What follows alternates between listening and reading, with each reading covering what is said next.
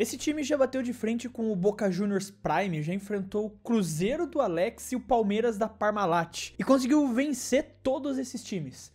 E hoje eles não têm nem água no vestiário para dar para os jogadores. E parece até um exagero falar, mas o São Caetano, aquele mesmo que foi vice da Libertadores e por pouco não levou um Brasileirão também, virou um clube fantasma.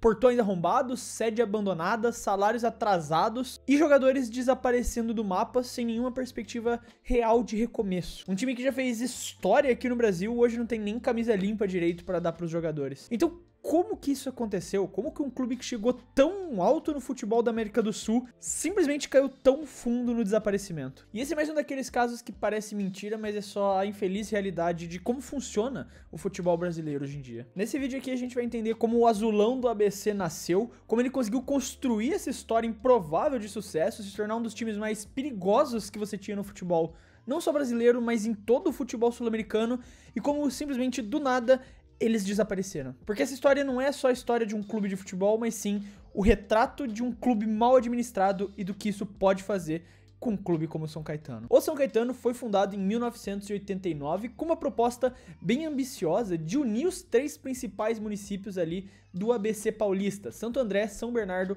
e São Caetano. A ideia era unir as 3 cidades sob uma única bandeira e ter um clube que representasse os 3 na elite do futebol brasileiro. Não era só mais um time, era um projeto de identidade regional.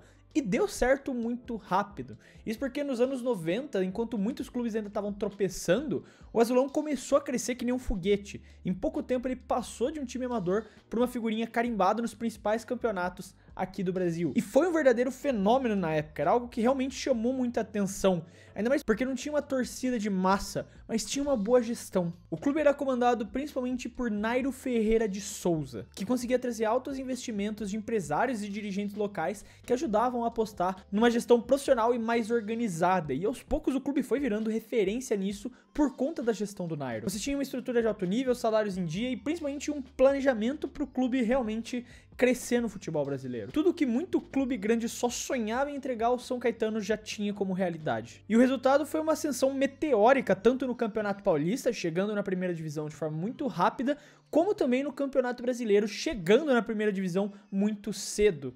O clube ele era pequeno só no papel, porque dentro de campo ele estava crescendo cada vez mais e não parava nunca. E isso era só o começo. No ano de 2000, o São Caetano, que tinha só pouco mais de uma década de vida, deixou de ser uma promessa para virar um pesadelo real para os grandes times do Brasil. A campanha no Brasileirão daquele ano foi uma verdadeira aula de superação, porque o azulão passou por cima de vários times tradicionais, como Palmeiras e Grêmio, para chegar na final do campeonato. Isso porque naquela época o Campeonato Brasileiro ainda tinha fase de mata-mata, onde eles só perderam pro Vasco na final depois de 2 partidas extremamente polêmicas, cheias de tensão, e que até hoje não foram 100% resolvidos. Só que aquilo não foi sorte de principiante. Isso porque em 2001 o time voltou ainda mais forte, comandado agora por Jair Pisserni, um dos maiores técnicos da história do clube. O São Caetano chegou novamente na final do Brasileirão, dessa vez enfrentando o Atlético Paranaense, só que bateu na trave de novo, sendo mais uma vez vice-campeão. E se alguém ainda tinha alguma dúvida da força do clube,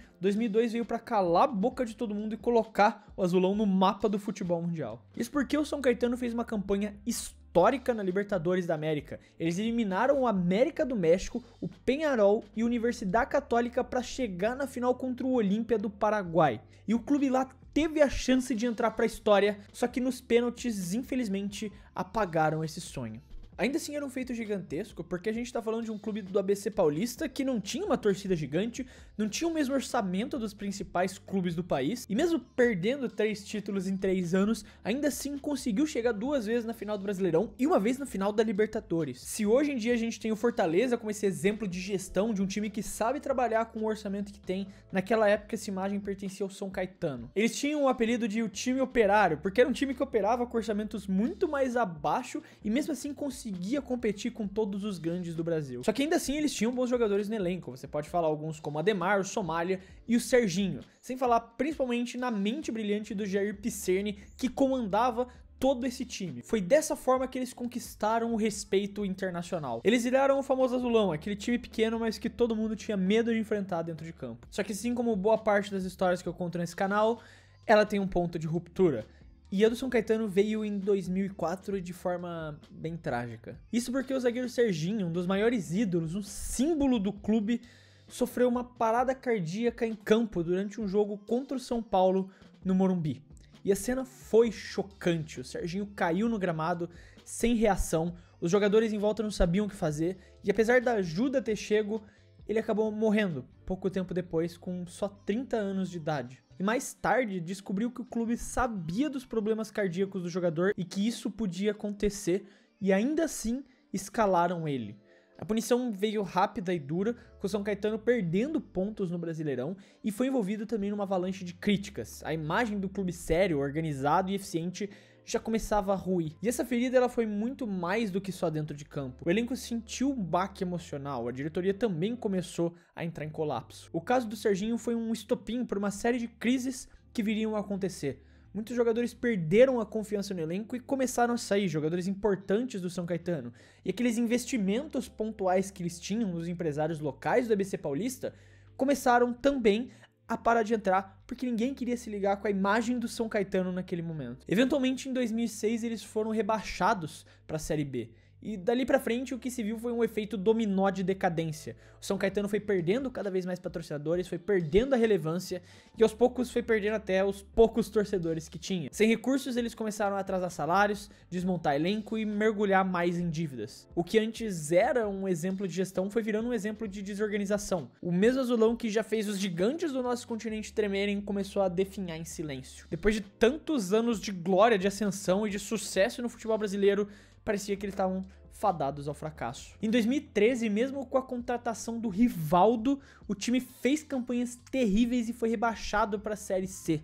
Em 2014, o clube bateu no fundo do poço, sendo rebaixado para a 4ª divisão do Campeonato Brasileiro, uma realidade inimaginável para quem há pouco mais de uma década tinha enfrentado o Boca Juniors em mata-mata de Libertadores e chega até numa final. Em 2017, até teve um sopro de esperança, quando o clube conquistou o título da Série A2 do Paulistão, retornando para a elite do estadual, o que fez muita gente acreditar que o azulão finalmente estava ressurgindo, aquele time de operários, aquele time que operava com orçamentos baixos, mas ainda assim conseguia bater de frente com os grandes do futebol brasileiro, estava retomando seu lugar no futebol brasileiro. Mas era só ilusão. Nos bastidores, a situação continuava tão decadente quanto estava nos últimos anos. Dívidas acumuladas, salários atrasados e o clube tentando maquiar todos esses problemas nos bastidores de não conseguir nem pagar os seus jogadores com esses resultados pontuais que eles tinham. Não tinha um plano real de construção. Todo aquele plano maravilhoso que eles tiveram no começo do século, parece que o São Caetano não tinha mais a capacidade de conseguir fazer funcionar. O time basicamente operava no improviso. As vitórias não vinham de um projeto, de um time bem montado que sabia o que estava fazendo em campo. Vinha basicamente da insistência. E essa bolha que já era frágil também não demorou muito para estourar de novo. A partir de 2019, o São Caetano não voltou só a cair,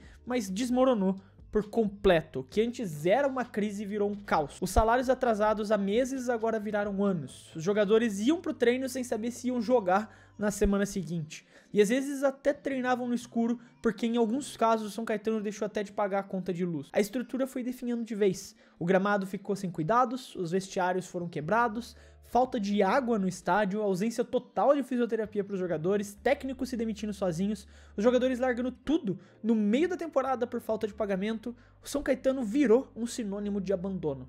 Em 2021, a tragédia se confirmou ainda mais com o rebaixamento no Paulista, mas o fundo do poço chegou em 2023, quando o clube virou esse retrato completo de abandono, com os portões arrombados, uma sede administrativa pichada, depredada e a preparação para a temporada, uma piada trágica com um elenco que foi montado de última hora, com jogadores sendo chamados no WhatsApp, às vezes um dia antes do jogo. Ou seja, os caras estavam entrando em campo sem nem saber quem era o companheiro que estava do lado deles. Além disso, sem nem conseguir manter o elenco principal, o São Caetano também teve que dispensar praticamente toda a sua base, o que deixava o clube sem nenhuma renovação de elenco para o futuro. O São Caetano simplesmente deixou de existir como um projeto esportivo. Virou só um nome que foi carregado por quem ainda recusa deixar se esquecer. E por trás dessa tragédia existe um nome: Nairo Ferreira de Souza. Sim, o mesmo cara que eu elogiei no começo do vídeo por ter crescido, por ter transformado o São Caetano numa potência brasileira e internacional. Ele foi presidente do clube por mais de 30 anos, levando ele para os momentos de glória